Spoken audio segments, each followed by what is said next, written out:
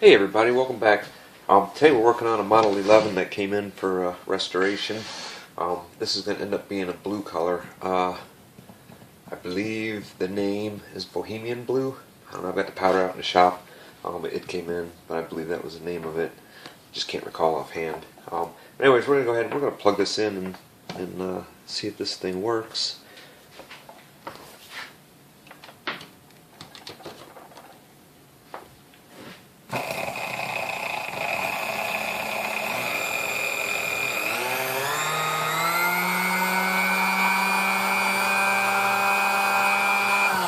Alright, it seems to work. There's a little bit of, a little bit of issue with speed from like 7 to 10. It makes there's no difference in speed on there, but that's something that we can take care of later. But we know everything works on it, so that's a good sign right there. So we're going to get started on this. I think on this one, I'll just take the cord off first, since I always like getting in the way.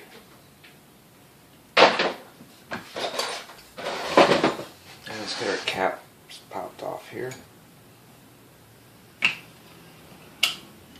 Now you can see this has the copper looking caps, which is pretty common on these Model 11s. I think they all have the copper colored caps, no matter what the color of the mixer, or at least from what I remember.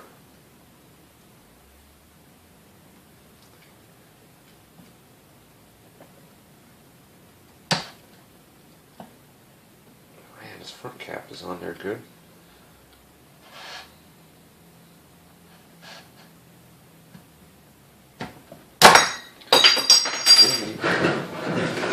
Now it's off.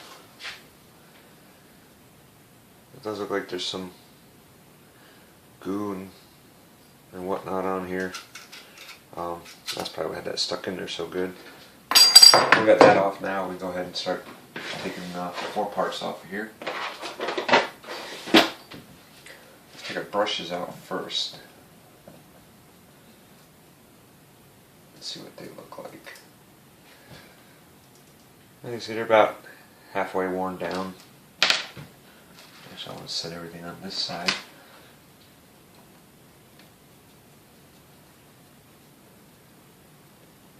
My springs seem to be a bit compressed though, but yeah, the brush is about halfway worn down.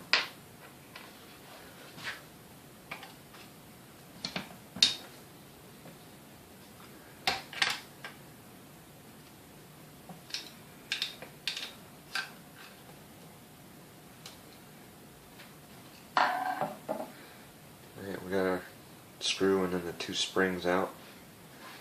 You already see there's some gooey grease that came out with that middle spring, or that the smaller spring.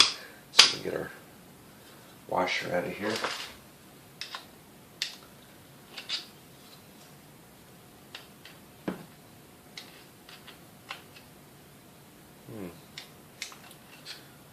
Doesn't seem to be in there.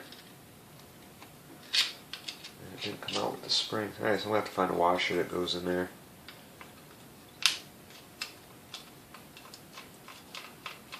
Get our handle off here. And start making a pile of stuff to be cleaned up and powder coated.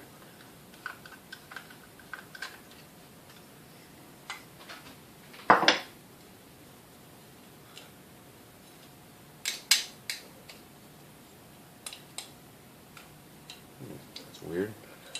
That screw does not want to come out very easily.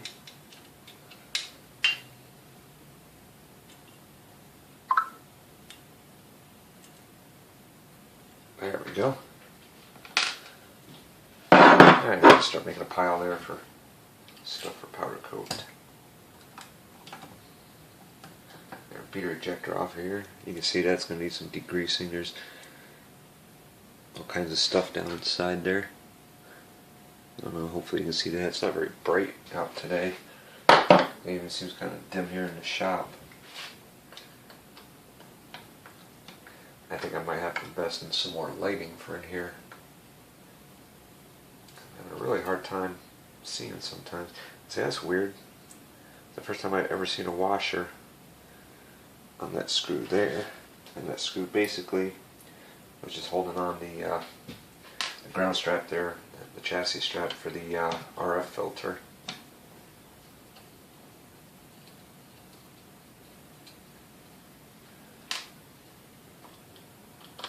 I've never seen it with a washer on it before. I thought that was kind of weird. I don't know if somebody put that on at some other point in time or what the deal is. I find it interesting that every now and then you'll find a machine that's got something completely different.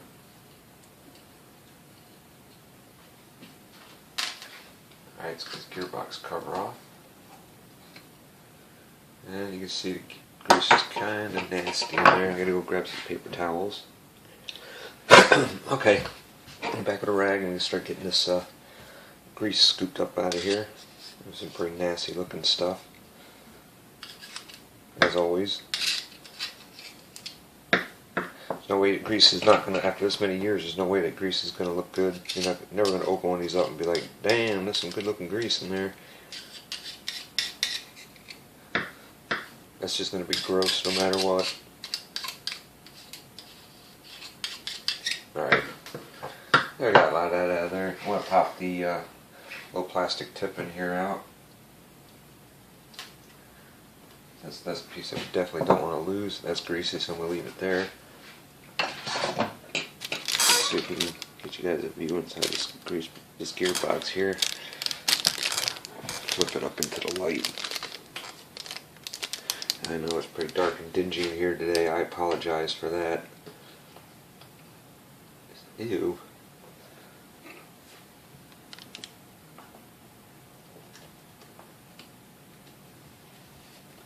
Let's get this gasket out of here.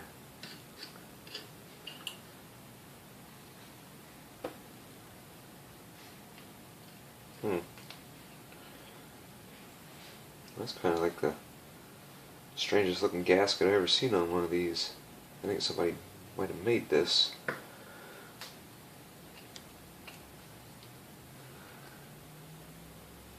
It's like a piece of rubber.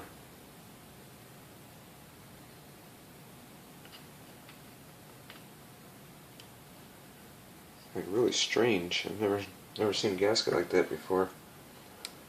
Alright, we'll clean it up and see if we can put it back in there.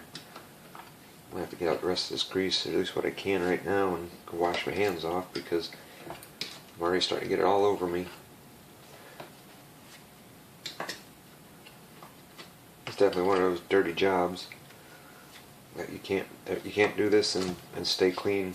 I've already made a mistake of trying to wear a decent shirt again today. Even wearing a decent shirt to do this, I guarantee you I'm going to end up with grease on it.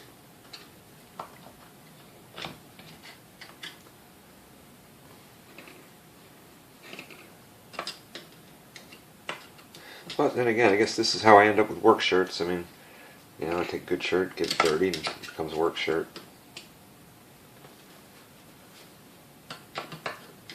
Yeah, I'm messy no matter what I do. I mean, when I cook something, especially if I'm using, you know, especially if I'm using a mixer or something like that. But if I'm cooking anything in the kitchen, man, I will trash that kitchen. You'd swear something blew up in there. Alright, so we got a lot of that cleaned out of there. I notice here is here's one of the set screws for the beater. The other one should be right here, with everything being in time. I don't see one there. So, I'm not sure what's up with that, but I'm not going to worry about it right now. Because when we put them back in, we'll put them back in the way they go. And let me see if I can get this detent spring out of here.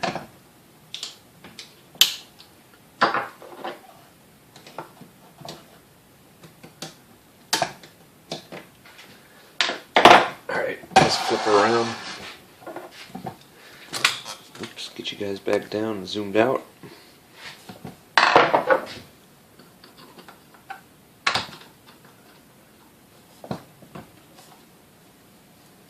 Let's see what we got under here. Okay, well, it's not as dirty as I imagined it would be. I was kind of expecting to see a lot more than that under here.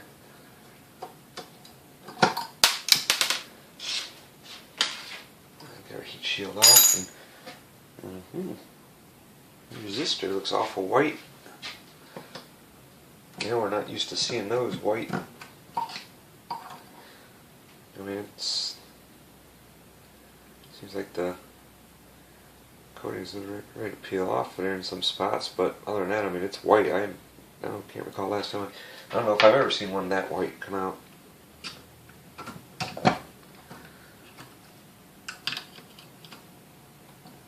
Well, that means it hasn't had a lot of heat on it. And the capacitor looks good too. Alright, comfy here and start taking out some screws.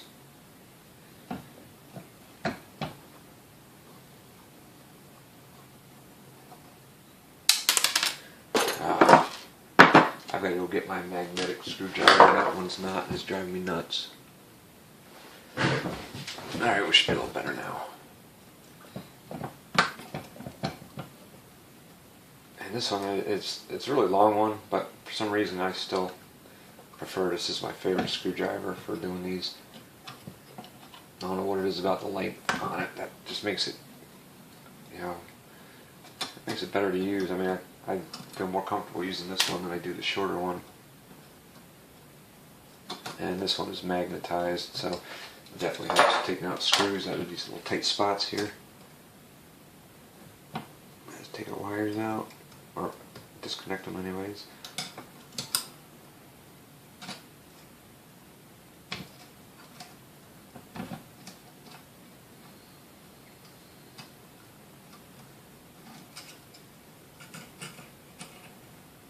Alright, and now I'll get the governor off.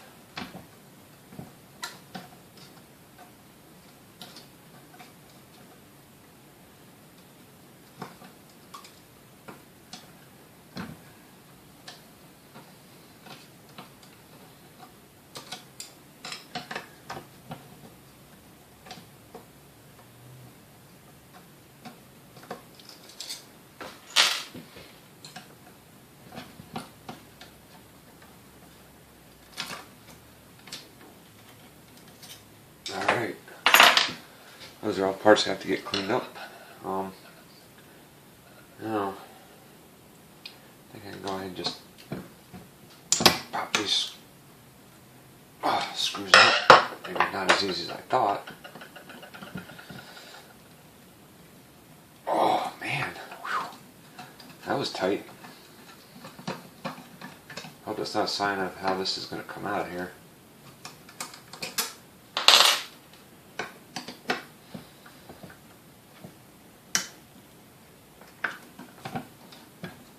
It makes you nervous when you can feel the screw start to twist a little bit before it snaps loose, because you swear it's gonna. You start getting nervous. At least it's gonna break on you.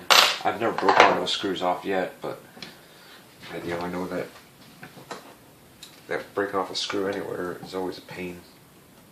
All right, that's not wanting to just come right off. So. See if we can love tap it a little bit.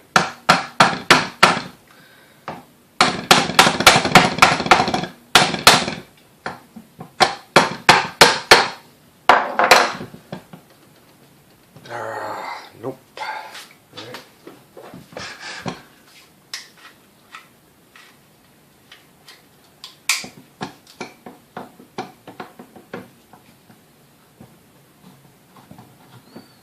So a little bigger on here. There we go. I just need a little more leverage. In this case, that was considerably more leverage than I would have got with my hands. Alright, that doesn't look too bad. We'll take this off because there's a oil wick in here, and we'll get that cleaned up. Get our armature out. Wow. I don't really believe this thing has been run all that much. Judging by the resistor, which, you know, it's really not something that you can go by. I don't know, because the brushes were halfway worn down. It's just amazing that the resistor looks so good and this looks so good. I mean, it's got marked from the carbon, but I can't even feel a ridge at the edge of it, so it doesn't feel like there's any wear on there. I'm surprised those brushes are worn down that far. I mean, they're not really worn down, but they're, you know, they're still they're still worn down, far from new. And that seems a little surprising considering what everything else looks like on here.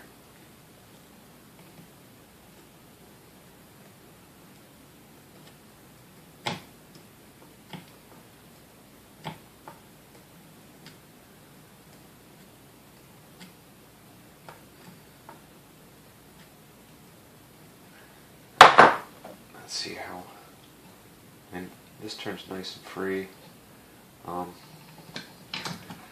It popped right out, so that wasn't so bad. This one turns pretty free as well. So there was really no binding up going on in here, no real drag.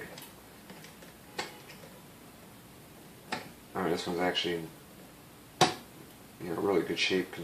Most of them, what you'll find, even when you take the armature out and all that, you just turn these by themselves, you'll find, there's drag that you can actually feel on there, and I don't really feel anything on these. I mean, they turn nice and free.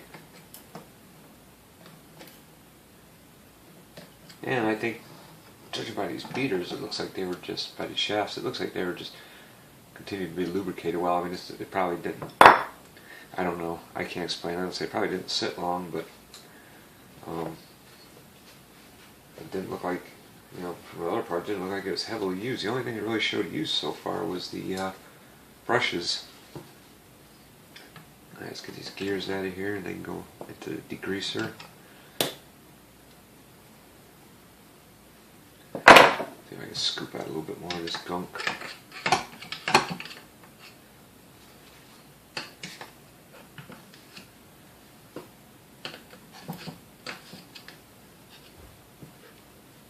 There's enough of it in here.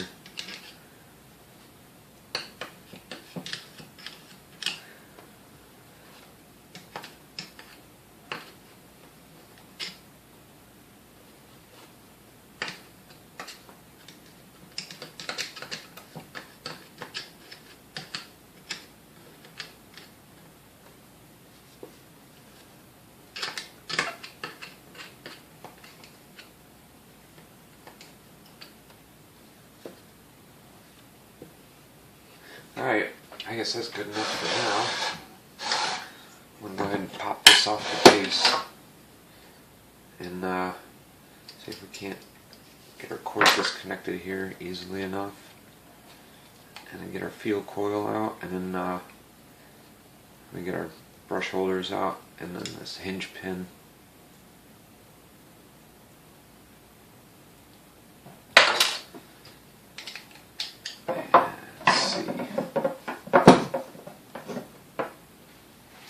Probably not going to want to just fall right out of there.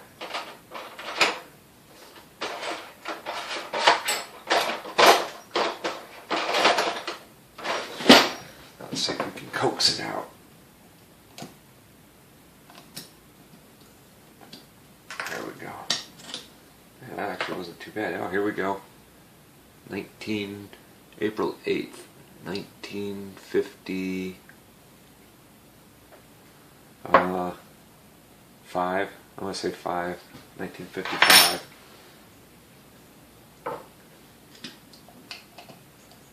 Yeah, that's kind of cool.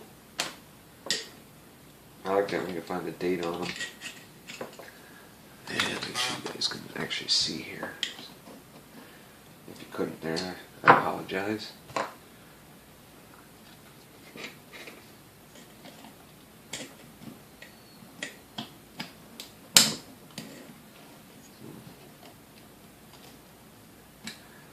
He's got some pretty short leads on them.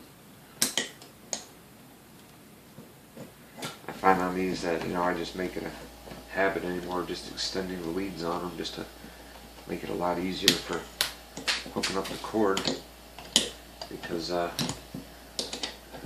these leads down, when they get down in here like this, they are awful short.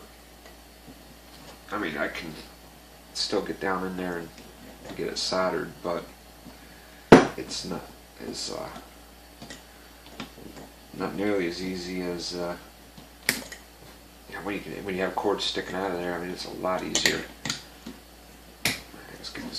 crappy cord out of here.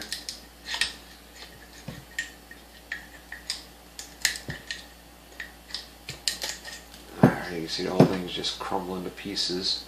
A pile of crap right there from it. Alright, the plastic piece came out pretty decent. And get this RF out of here too. Of course. There we go. Go to the crap pile. Alright, so now work on this fuel coil here.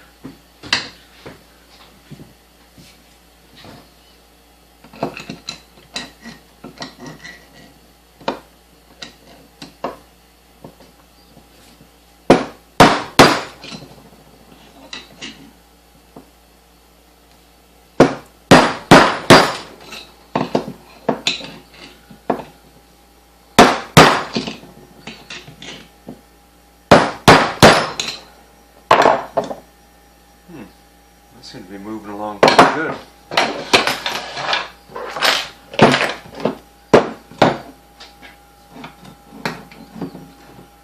See if we can keep it going just as smoothly. That's the way out of here.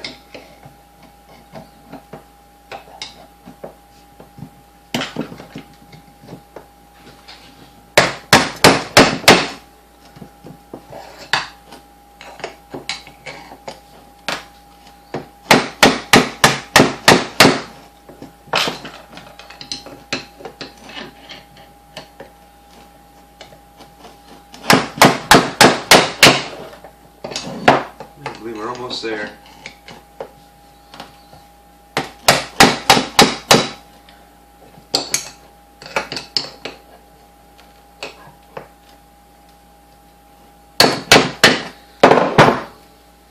Yep. Got it now. It's just a matter of what are we stuck on here.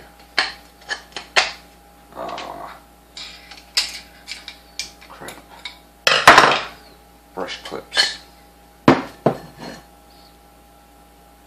Well, I stretched out the clips that go on the brushes there, so I'm going to have to fix those. Or replace them. Dang it. Yeah, I knew this was going too easy.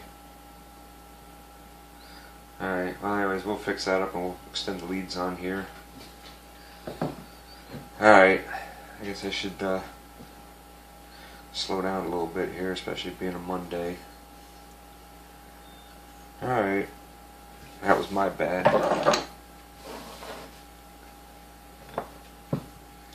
Now I want to take the, get that out of there. Take the set screws loose for the brush holders and we'll pop those out.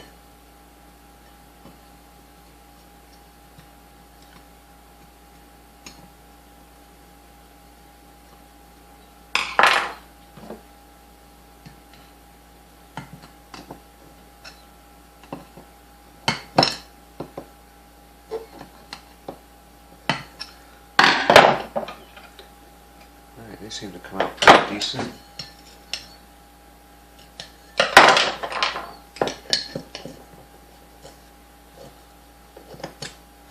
There's one.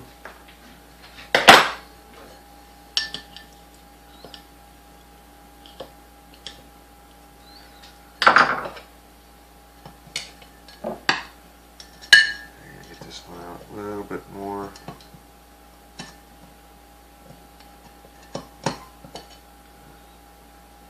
There we go.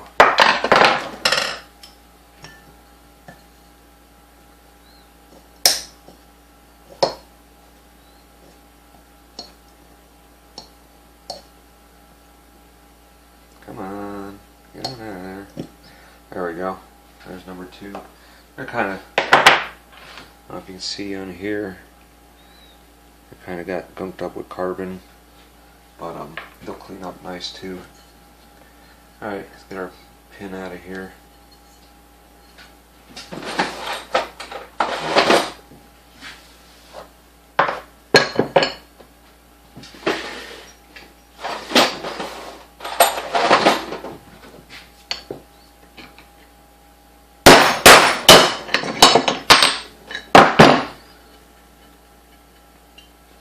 pins out. All we have left is our bushing in here, but I'm going to wait until I get this degreased to pop that out. Now we've got our base here to disassemble. There's really not much to this either. There's the height adjustment for the beaters.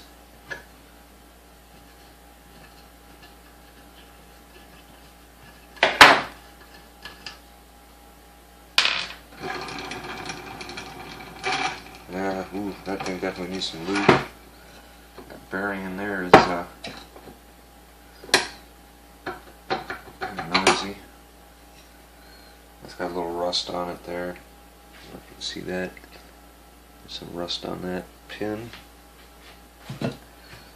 Take care of. Packing peanut. Oh yeah. There's definitely some rust on there. So I'm sure that bearing is probably pretty rusty, so we may have to get some penetrant in there. Dissolve that rust out. I'm going to find my socket here. There we go. I got 7/16 on this base here. Can you guys still see? Yeah.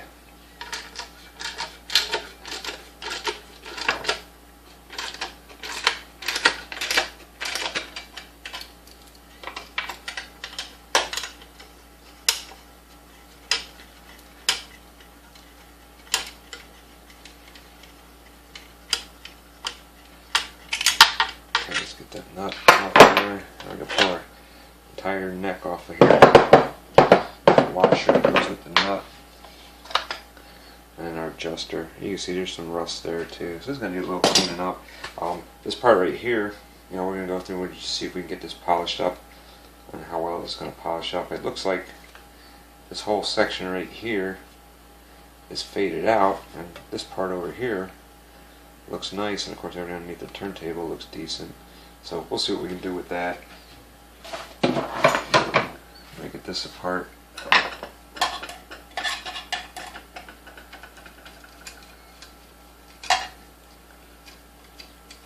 As you guys see, there's really no major issues with this one here. This is pretty straightforward. Everything seemed to come out pretty good. All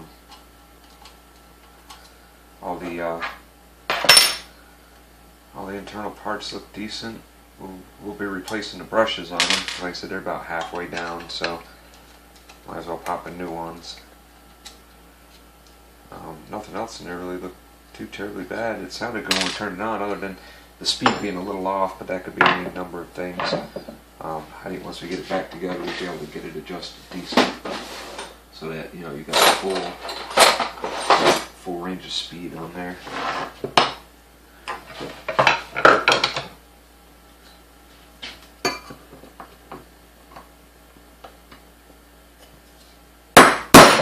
And the color that this thing is going, I've never shot that color before. I don't know exactly what it's going to look like, but I know in the bag in dry powder form, it looks pretty decent. It's a cool looking color. So I'll be just as curious as you guys to see that on there.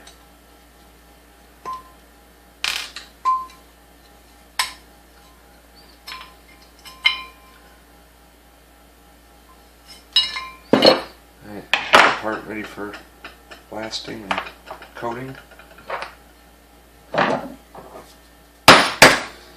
And this here will get blasted and coated too. We'll do this in black, though. We always do these in black unless it's for some strange reason, but we always do these here in black.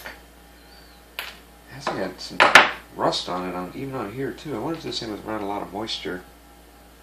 Yeah, it's interesting. Anyway, we've got it pretty much all disassembled now. I've got one bushing to take out after degreasing that. It's just a lot cleaner and easier to do it that way. You know, but we'll get our parts here cleaned up, get our garbage thrown out, clean up all the internal parts here, and once we get everything sandblasted and ready to put back together, we'll come back and once we get everything powder coated and ready to put back together, we'll come back and we'll do the assembly. We'll get it fired up. We'll get it adjusted. You know, test it, make sure everything works like it's supposed to, and you know, and get it all wrapped up. All right, so we're back and we've got this one all wrapped up. I've decided to start doing something a little bit different. I'm gonna try and fit, you know, these into one video. You know, I think, you know, after seeing, you know, a few of them with, or quite a few actually, with just speeding up the assembly process and all that, you know, it's like you've seen when you see them all. I think what I'm going to do is, you know, I'll film the disassembly of these and, you know, diagnosing and all that, and then when it comes time to get everything put back together, I think I'm just going to put it back together, and then we'll come back and video for the end of it here where, you know, where it's finished, so you can get a look at the finished product and we can, you know, check it out and talk about it then. If there's anything in the assembly process that I think is interesting, then I will record that and put it up there. But this one went together fairly good. There was really no issues with this one at all as far as assembly goes. I did not put this rubber gasket back in there. Like I said, this is one that I believe was made for this. The reason why is because it's brittle and it's coming apart, so I just, you know, used another gasket I cleaned up from another machine to put that in there. This was pretty rusty, so, you know, replace that. You know, we did replace the brushes, even though the brushes were, you know, maybe about halfway, maybe a little, you know, maybe a little more than halfway left on them. We replaced them anyways. Got our decal on here, and I can't really think of anything else. I mean, I think we pretty much covered everything on here. But we'll go through, we'll run it through the speeds, and let me zoom you guys in on here so you can get a look at this color too. This color is blah blah blah blue. The heck's the name of it? Bohemian Blue.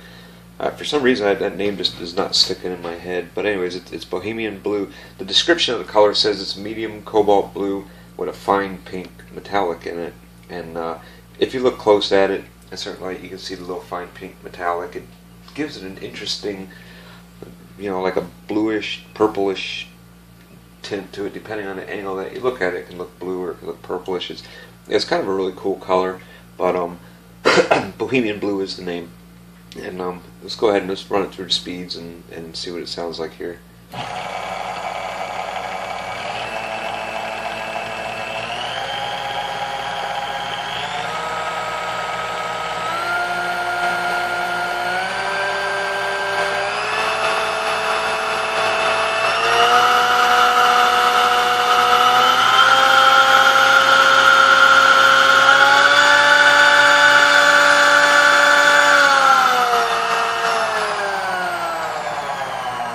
So this sounds good. As you can see, we were able to get it adjusted so that it runs through all 10 speeds just fine. Even though it's not really 10 speeds, it's infinite speeds, but it doesn't get to a point in a cap where the speed stops changing. It goes from, you know, 1 is the slowest all the way up to 10 is the fastest, and 9 is a little less than 10, and that's the way it should be. Another thing on this is you can't really, I don't know if you can really see it. Let's see if I can get the angle just right. You can see a couple little divots on here, and this was really bad here, and I tried something new with a primer that I have that I tried I mean, this, if you remember, if you look back in the beginning of the video, you'll see this side of the machine, I believe it shows in there, this side of the machine had a lot of spots where the paint was missing on it. Well, every one of those was actually, after sandblasting, it was actually divots in here, little pits all through the body, and on this part right here it was really bad. So what I ended up doing was hitting it with some primer and curing it out, and then I sanded it down, hit it with another coat and sanded it down.